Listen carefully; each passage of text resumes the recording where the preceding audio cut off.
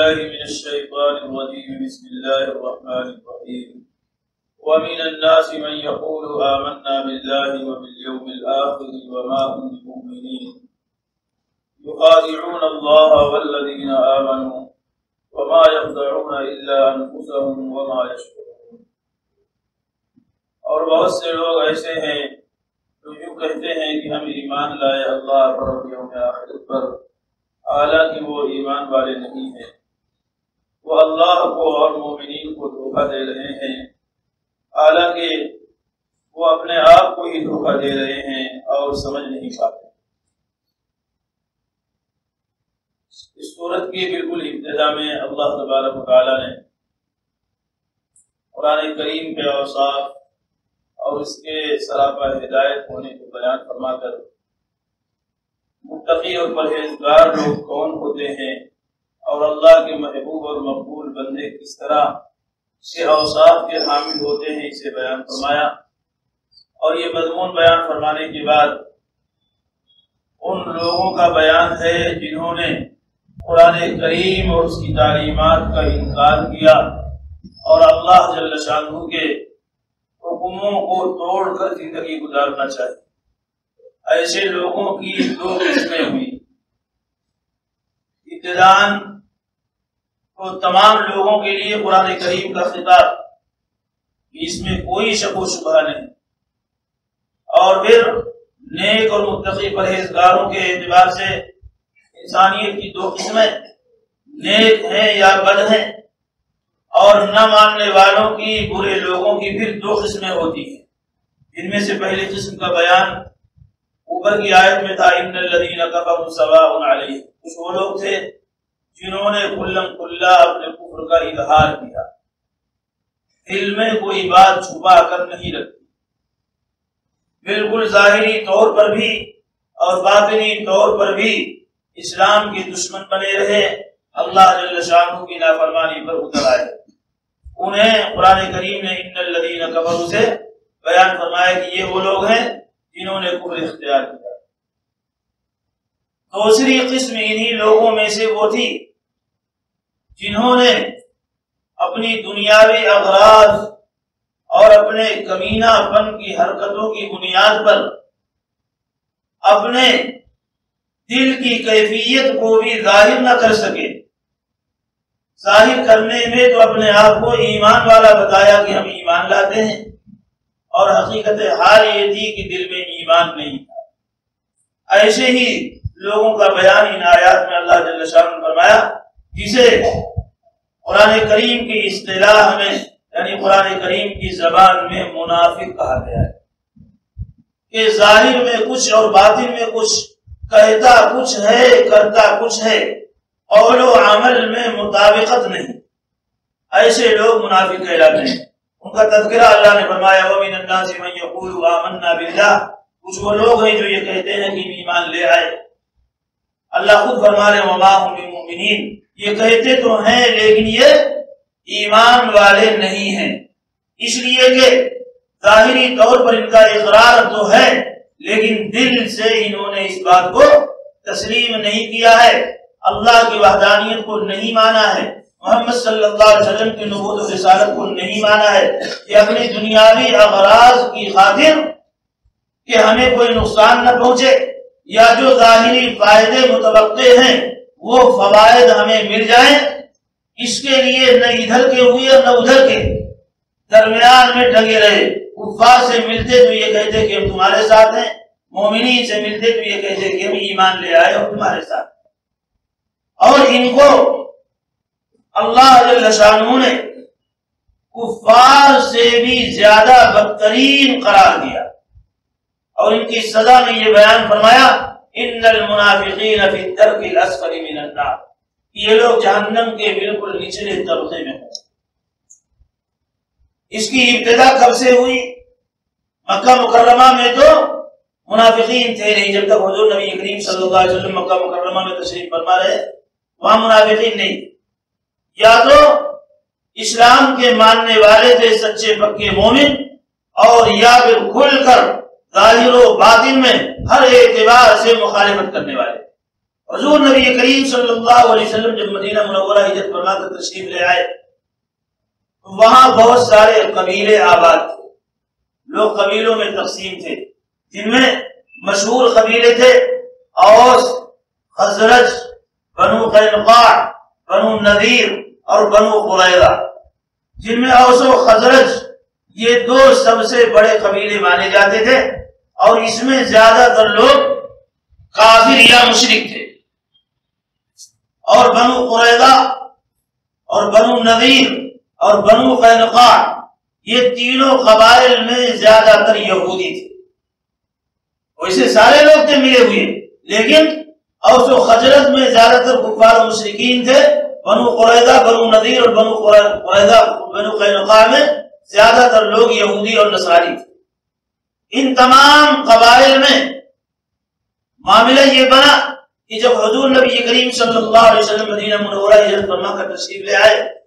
تو اوس و خزرج یہ دو قبیلوں کے زیادہ تر لوگ انصار بن کر حضور نبی کریم صلی اللہ علیہ وسلم کے حمایتی بنے اور دل و جان سے اسلام کو قبول کیا۔ انہی قبائل میں سے قبیلہ خزرج جو تھا، اس میں ایک شخص تھا عبداللہ ابن ابی ابن سلول۔ حضور نبی کریم صلی اللہ علیہ وسلم کے مدینہ منورہ تشریف آوری سے پہلے عبداللہ ابن ابی ابن سلول اگرچہ قبیلہ خزرج سے تعلق رکھتا تھا، لیکن قبیلہ اوس کے لوگ بھی اسے اپنا سردار مانتے تھے، اس کی ظاہری اور دنیاوی قابلیت اور صلاحیت کی بنیاد پر، اور یہ یہودی تھا۔ اور بنو قریظہ، بنو قینقاع اور بنو نذیر یہ تو یہودیوں کے قبائل تھے، ان میں اس کی شخصیت مسلم تھی۔ یعنی یوں کہہ لیجئے کہ مدینہ منورہ میں عبداللہ ابن ابی ابن سلول کا ایک چرچا تھا، اور سارے لوگوں نے متفقہ طور پر اسے اپنا سردار بنانے اور اس کی سرداری کے اعلان کا فیصلہ کیا ہوا تھا۔ جس زمانے میں نبی کریم صلی اللہ علیہ وسلم مدینہ منورہ تشریف لے آئے، یہ وہ دور تھا جب عبداللہ ابن ابی ابن سلول کی سرداری کے چرچے تھے، اور اس کے لیے مدینہ منورہ میں ایک تاج تیار کیا جا رہا تھا کہ اس تاج کو پہنا کر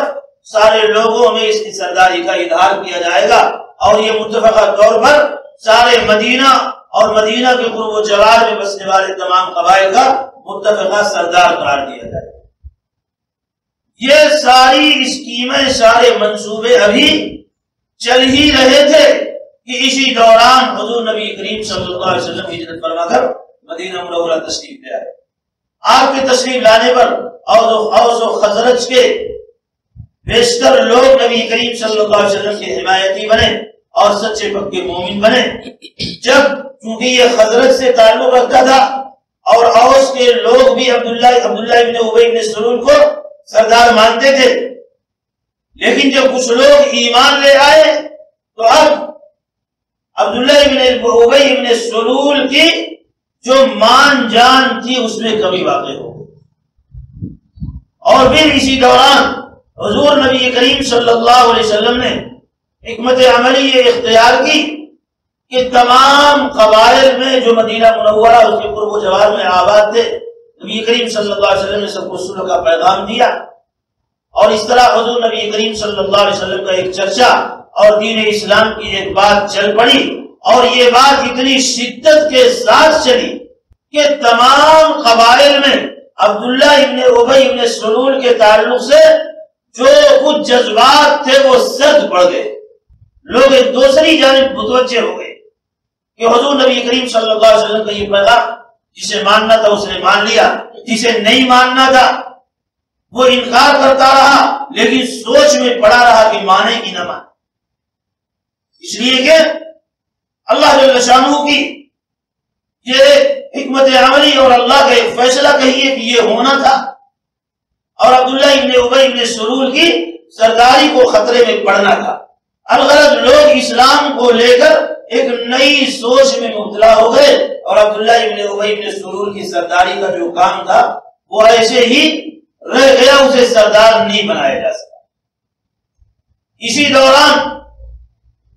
غزوہ بدر پیش آیا چند سالوں کے بعد، اور بھی دوسرے معاملات پیش آئے جس میں اسلام کا معاملہ بڑھتا ہی گیا۔ اب عبداللہ ابن ابی ابن سلول جو بالکل سردار بننے ہی والا تھا، حضور نبی کریم صلی اللہ علیہ وسلم کی آمد سے اس کی اس سرداری میں خلل پڑا، وہ دل میں بالکل جل بھن اٹھا اور بدلے کی آگ اس کے سینے میں بھڑک اٹھی کہ کس طریقے سے ہم اس کا بدلہ لیں کہ میری سرداری کو ان لوگوں نے خاک میں ملا دیا۔ لیکن اسلام اس طرح بڑھتا گیا، اور غزوہ بدر میں جو اللہ جل شانہ نے کھلی ہوئی فتح عطا فرمائی، اس کو دیکھ کر اور دوسرے قبائل میں حضور نبی کریم صلی اللہ علیہ وسلم اور مومنین کی مقبولیت کو دیکھ کر، اور مدینہ منورہ میں بھی اس کا چرچا اتنا بڑھا کہ ان تمام چیزوں کو دیکھتے ہوئے عبداللہ ابن ابی ابن سلول کی یہ ہمت نہیں ہوئی کہ ظاہری طور پر مقابلے کے لیے کھڑا، کہ لوگوں میں یہ بات چلائے کہ بھئی جس طریقے سے میری سرداری کا فیصلہ ہوا تھا اسے عملی جامہ پہنایا جائے اور محمد صلی اللہ علیہ وسلم کی مخالفت میں کھڑا ہو۔ یہ اس میں ہمت نہیں ہوئی، اس لیے کہ دین اسلام کا دن بدن غلبہ اور چرچا زیادہ سے زیادہ ہوتا ہی رہا۔ جب ظاہری طور پر اس میں اسلام کے سامنے کھڑے ہونے کی ہمت نہ ہوئی تو اس نے خود اور اپنے ماننے والوں کو منافقانہ رویہ اختیار کرنے کی ترغیب دی کہ دیکھو انہیں ظاہری طور پر کھل کر کے سامنے آ کر زیر نہیں کیا جا سکتا، اس لیے ظاہر حال میں تو تم اپنے آپ کو مومن کہلاؤ، اس طرح سے یہ لوگ تمہارے سامنے نہیں آئیں گے اور تم سے کوئی چھیڑ چھاڑ نہیں کریں گے اور تمہاری جانب سے مطمئن ہو جائیں گے، اور پھر اندر اندر تم ان کی جڑوں کو کھوکھلا کرو اور دشمنی نبھا کر ان کی جو مقبولیت بڑھتی جا رہی ہے اسے نقصان پہنچاؤ۔ یہاں سے منافقت کی ابتدا ہوئی عبداللہ ابن ابی ابن سلول کے ذریعے۔ تو اس نے خود منافقت اختیار کی اور قبیلہ بنو نذیر، قبیلہ بنو قینقاع اور قبیلہ بنو قریظہ جن کی اکثر و بیشتر آبادی یہودیوں کی تھی، ان سب نے اس کا ساتھ دیا، اور اوس و خزرج کے بھی وہ لوگ جو اسلام کی دشمنی پر آمادہ تھے انہوں نے بھی اس میں اپنے لیے شمولیت کو غنیمت سمجھا، اور وہ لوگ بھی عبداللہ ابن ابی ابن سلول کے ساتھ۔ اس طرح سے ان لوگوں نے یہ سوچا کہ ہم دین اسلام کے ماننے والوں کو دھوکہ دے دیں گے۔ اللہ جل شانہ نے قرآن کریم کی آیت اتاری، وَمِنَ النَّاسِ مَن يَقُولُ آمَنَّا بِاللَّهِ،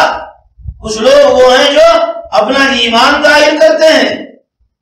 کہ ہم اللہ پر اور یوم آخرت پر ایمان لے آئے، حالانکہ وہ مومن نہیں ہیں، اور اپنی اس حرکت سے یخادعون اللہ والذین آمنوا، اہل ایمان کو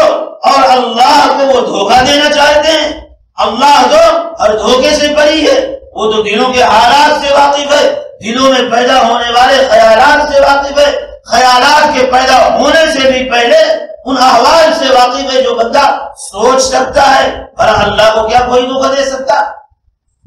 رہا مومنین کا معاملہ تو ظاہر حال میں ہو سکتا ہے کہ کچھ دیر کے لیے کوئی دھوکے کی بات سامنے آ جائے، لیکن نبی کریم صلی اللہ علیہ وسلم کی شخصیت اور آپ کی مبارک ذات ابھی موجود ہے۔ اللہ جل شانہ نے وحی نازل فرما دی کہ کون کون لوگ ہیں جنہوں نے منافقانہ رویہ اختیار کیا ہوا، اس لیے اہل ایمان بھی محفوظ رہے اور اللہ کو تو دھوکہ دے ہی نہیں سکتے۔ انجام کا نتیجہ کیا نکلا؟ وما يخدعون الا انفسهم وما يشعرون، اس طرح پر کہ وہ جان بھی نہیں سکے اور اپنے آپ کو دھوکہ دے رہے ہیں۔ اسلام کو کوئی نقصان نہیں پہنچا، مومنین کو کوئی نقصان نہیں پہنچا، اسلام کو جو پھیلنا تھا وہ پھیلا اور پھیلتا ہی رہا، اور یہ منافقت اختیار کرنے والے اپنے انجام کو پہنچے کہ دنیا میں بھی ذلیل ہوئے۔ اللہ جل شانہ نے بہت سے منافقین کو تو حضور نبی کریم صلی اللہ علیہ وسلم پر بالکل ظاہر فرما دیا کہ فلاں منافق ہے، فلاں منافق ہے، اور پھر اعمال کی جو صورت دین اسلام میں اللہ جل شانہ نے اتاری اسے پہچان بنا دی کہ جس میں یہ چیزیں ہوں وہ مومن ہے، جس میں یہ چیزیں نہ ہوں وہ اگر کھلم کھلا انکار کرتا ہے تو کافر ہے، اور اگر ظاہری حال میں مانتا ہے لیکن باطنی طور پر اس کی ادائیگی نہیں کرتا تو وہ منافق ہے۔ ان لوگوں کا حال یہی تھا، کسی غزوے میں جانا ہو تو جان چراتے تھے، اور مومنین کا حال یہ تھا، جہاد میں جانا فرض تھا، مومنین کا حال یہ تھا کہ موقع تلاش کرتے، اجازت نہ ملنے پر سفارش کرتے کہ مجھے جہاد میں جانے کی اجازت دی جائے، اور ان کا حال یہ تھا کہ چھوٹی چھوٹی باتوں کو لے کر بہانے بنا بنا کر معذرت طلب کرتے، کیونکہ ایمان والا اپنے آپ کو ظاہر کیا تھا، اس لیے کھلے طور پر رک نہیں سکتے تھے، معذرت ظاہر کرتے تھے کہ ہم جانے کے قابل نہیں ہیں، مجھے اجازت دی جائے۔